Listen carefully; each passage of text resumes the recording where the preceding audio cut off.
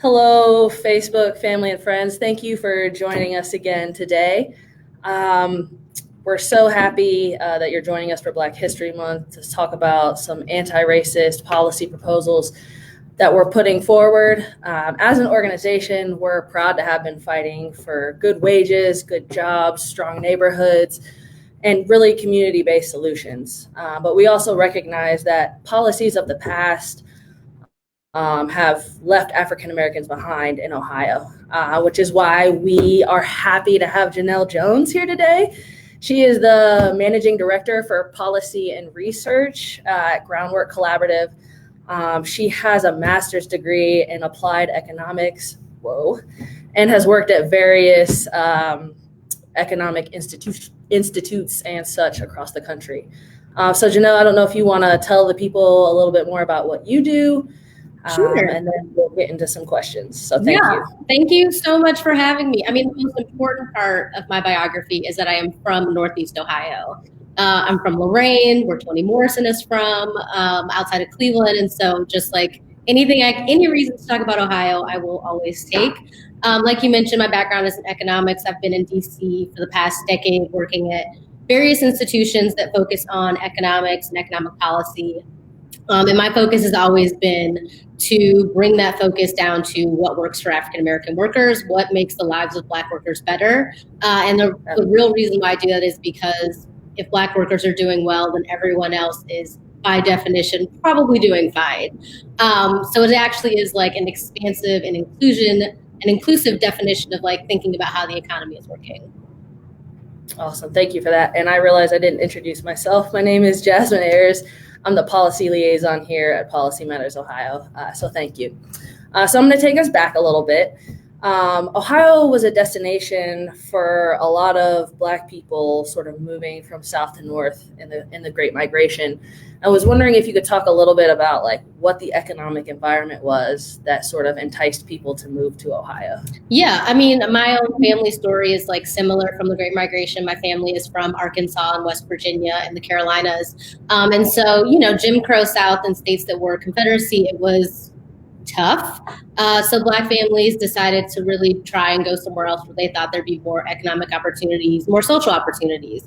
So about 7 million African Americans went from the South to the North in destinations like Chicago, Detroit, and Cleveland and Ohio. And if anyone hasn't read The Warmth of Other Suns, like you have to, it's a great depiction of this classic history. Yeah, I mean, just classic. Isabel Wilkerson, right? Am I getting the name of the author right? I think that's her. But it's a great book. Everyone should read it. And so the Jim Crow rules in the former Confederacy states were so horrible that families decided to do this. And they really were looking for a way to better their economic opportunities. They thought that there would be better jobs, less racism, less like blatant racism and discrimination. And we know that, this is part of the reason why public policy is so important is because, the North seemed like a great place for Black people because like we hadn't been there yet. And once we showed up, they were like, never mind. What we saw was like the entire creation of a system of housing discrimination, education discrimination that made sure that those circumstances that Blacks were fleeing in the South really did just like recreate themselves in the North. And this is, part of the narrative that people say about, individual choices and Black people making better decisions is why they're in the economic situations they are. We know that that's not true and that hasn't been true since our founding, but this is just like a great example of Black people kind of doing the thing that people would say, this is what you have to do to have a better life, and them doing that, and then racism just keeps popping up. So it worked out a little bit better at the beginning, and until the systems and structures caught up with actually wanting to kind of concretize the discrimination that Black folks had seen for the beginning of their lives. Right. Thank you for that. So in Ohio, Black workers are earning $2.28 less than they were sort of in medium, if you adjust for inflation, than they were in 1979. And I know that we passed the Civil Rights Act of 1964, which made it illegal for employers to sort of discriminate based on race. Mm-hmm. So how do we pass these laws and still end up with Black workers in Ohio having declining wages over the last 4 decades? I mean, That's crazy. It is wild. And what we've seen with Black workers in Ohio is really a story that is mirrored for Black workers across the country, and also for low and middle income workers across the country of all races. We have seen over the past generation a decline in median wages for folks who are, just like really struggling to make ends meet. And we know that, when the average American isn't doing well, like, we can pretty much guarantee that Black workers are always at the bottom of that scale. One of the things that we've seen that really matters for Ohio is the decline in unionization. So one of my past jobs was the Economic Policy Institute, and we spend a lot of time really, showing with data and evidence and stories that collective bargaining is something that really matters for workers, and it matters so much for Black workers because when you're in a union, the racial wage gap is less. You have better access to benefits and protections. So that's one of the reasons why we've seen this real decline that has been, hard hit everywhere, not just in Ohio, but for Black workers, for workers who really depend on the ability to collectively bargain, to maintain stability and see rising living standards. That has been a real hit for these Black workers. And so we know that since you mentioned the Civil Rights Act, that we pass a policy, and I'm not going to make any parallels to today, but we pass a policy and then we see a backlash on a policy that's supposed to advance some kind of economic justice story. So we saw the Civil Rights Act be passed, and then what we saw after that is systems and structures and policies put in place to make sure it never really reached its full potential. So we saw that we weren't supposed to discriminate against, folks in education and jobs. And then, the next thing we see is like taking away resources to make sure that we actually can enforce it. Or we'll pass affirmative action, and then it turns out that the main beneficiaries of affirmative action education are white women, not Black people. The banks and the financial services sector made sure that housing discrimination is something that we are still dealing with today. Because they set up systems and policies in place to make sure that really was something that kept Black families from gaining housing and from gaining wealth. So, we need policy to make change, but we also know that it can be reinforcing if we don't also include a mechanism to regulate that policy. Right. So the enforcement is really, the policy is great, but the enforcement is sort of what makes sure that people actually get access to opportunity. It is key. Okay. And I think we're going to talk about wage enforcement in a little bit, but that's a thing where, it really does matter. If we have a minimum wage that is a certain amount, but we make sure that the federal government has no resources to enforce it, I bet employers probably won't pay it. Well, I think that's a good pivot. So we have an issue in Ohio with what we call wage theft. And I was wondering if you could explain to people what that means and sort of how everyday Ohioans who go to work every day and pay their taxes are still coming up short. Paying more taxes than a lot of people who are richer than them, but that is a separate side Facebook Live we won't get into. So wage theft by definition is, I don't want to talk about Jeff Bezos not paying his taxes, but I will. It is legally, it is employers' failure to pay workers what they are entitled to. And so, businesses are sneaky, and sometimes not even so, because they found a bunch of very obvious and sneaky ways to make sure that they don't pay workers what they're entitled to. It can be something like, not paying people who are working off the clock. So, you'll be forced to clock out and then actually clean up your workstation, even though that is also part of your work and you should be getting paid for it. We've seen a lot of misclassification of employees. So they will classify someone as an independent contractor. That way they're not subject to federal minimum wage. They can't pay them overtime. Another way is misclassifying people so they're not eligible for overtime. Another one is kind of cheating them of hours, having inflexible schedules so that it's hard for folks to plan around coming to work and then missing paychecks that way. And one of the main problems with wage theft is that it is hard to enforce. workforce. Unless we actually show businesses that there is a real risk to doing this, that there's a real punishment, then businesses are gonna take the risk because they know that enforcement won't there. And for them, they think that, if there's no risk of me getting caught and I won't really be punished and the fine is really small, then I'm just gonna go ahead and pay attention to my bottom line and increase profits. And we know that this happens disproportionately in low wage sectors, which is where, surprise, disproportionately African American workers are.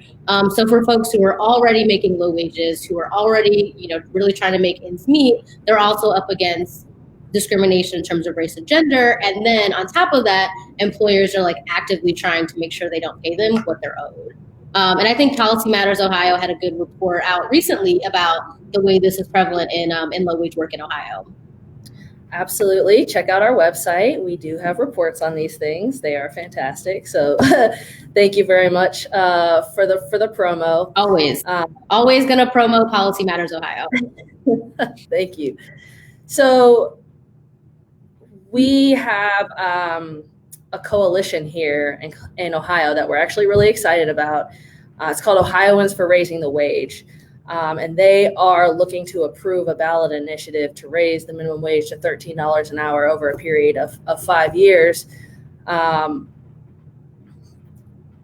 you talk about how raising the minimum wage is something that will help the African American community and proportionately towards some other policies that we might want to put together? Yeah.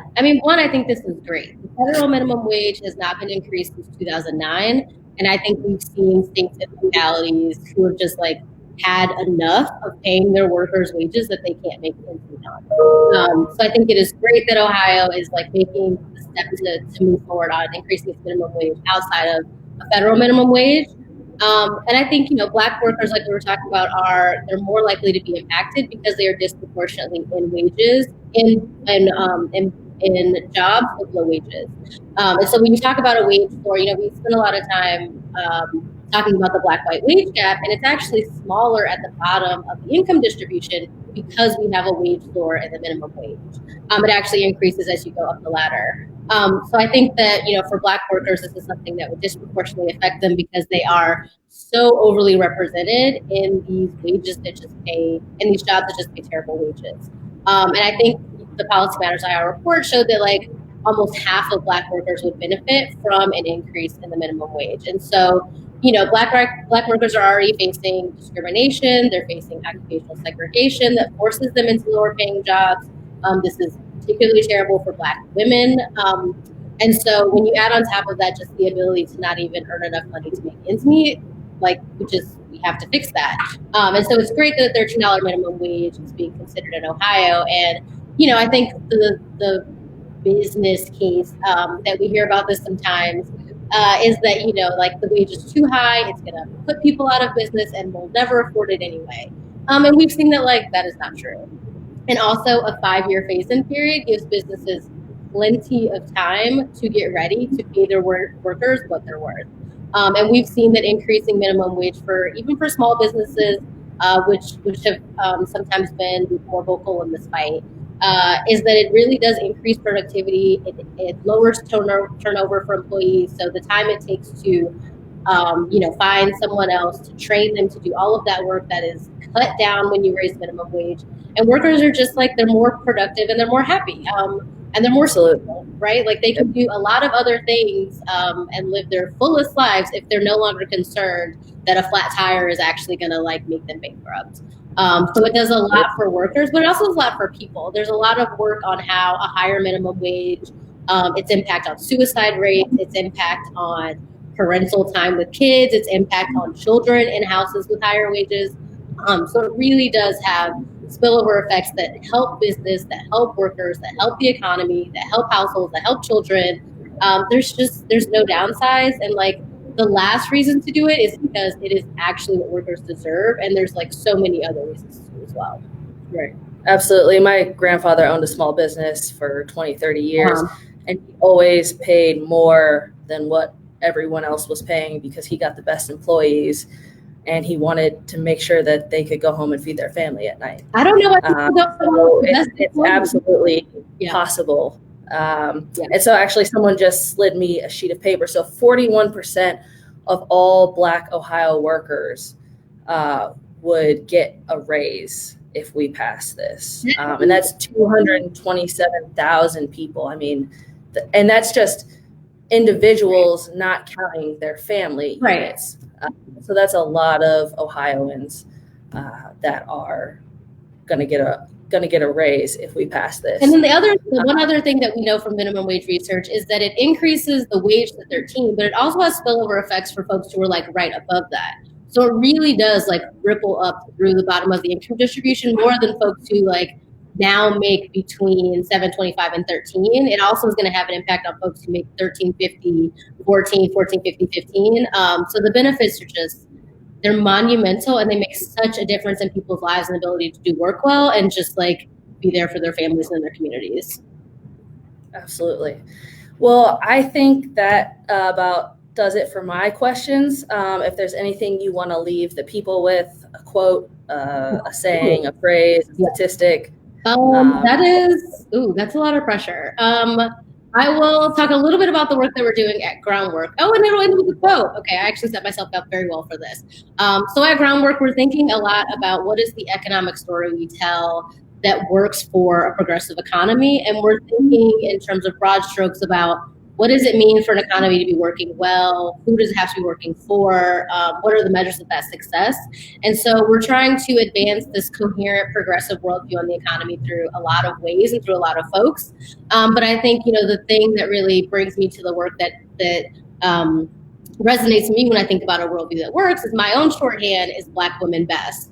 And that means that like if Black women are doing well in the economy, everyone else is doing well in the economy. And I think that is a good way to measure whether or not something makes a difference for everyone else. Our economy is structured in such a way that for Black women to be doing well in the workforce, every single other group has to be doing well. So I think that is like a great shorthand way to think about whether or not the economy is working, who it's working for, and whether or not it's a progressive economy that like we want and we deserve and that workers really have earned. Awesome. Well, thank you very much. Sure. Shout out to the team at Policy Matters for all of the great work that they do. We have wonderful folks here who really live their values every day. So I appreciate you all. Our series continues next week. We're going to talk about higher education here in Ohio. So please tune in. Janelle, thank you so much. And we will see you later, Facebook family. Thank you. Bye, Ohio.